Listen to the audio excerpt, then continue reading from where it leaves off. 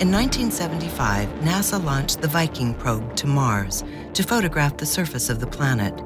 The mission imaged an odd artifact on the surface that looked like a human face. It became known as the face on Mars. When we analyze the enigmatic face on Mars, we see something that's totally amazing. What's really interesting is if you go back to 1956, Jack Kirby actually wrote a book, and on the cover of this book, there's a face on Mars, long before we even got to Mars or even saw a face. How could this be? How do we know this was going to be there, and how in the world could that face look exactly like the one that's on Mars? Much later, NASA tried to cover it up and say that the face didn't exist, and they tried to show different light angles to say that the face was there and it was just a trick of light and shadow. But further image analysis did show that the face was real and it really did exist, and it was actually a very massive structure on the surface of Mars. So it's really an amazing structure, and it also proves that maybe there was some type of advanced civilization on the Mars at one time in the distant past. There's no real reason why Mars couldn't have had a past civilization. Even today, could hold some kind of a civilization. We know there's water there and an atmosphere. And in fact, some people, like George Leonard and others, have suggested that there's atmosphere on the moon, that our moon and Mars, are not so different. Both are desert planets in a sense, but though Mars has a lot more water. And they're now saying that the moon has water too. How incredible is that?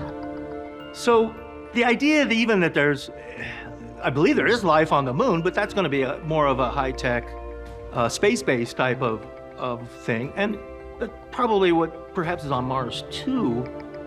But we may well find that there's some kind of strange underground on Mars. And this is really what you're going to do in extreme environments and what we do in Antarctica too. You don't have to go too far underneath a planet to find stable, cool areas that don't have large temperature fluctuations.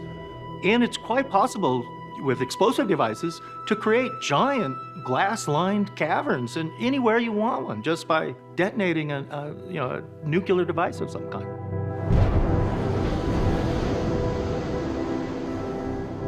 John Brandenburg, who's done some studies of Mars, and he shows that there are isotopes in the atmosphere of Mars, which is indicative of a nuclear war having occurred at some point in Mars history. So you have some credible scientific data showing that you actually have nuclear weapons being used on Mars. So there's evidence there that there was an ancient civilization.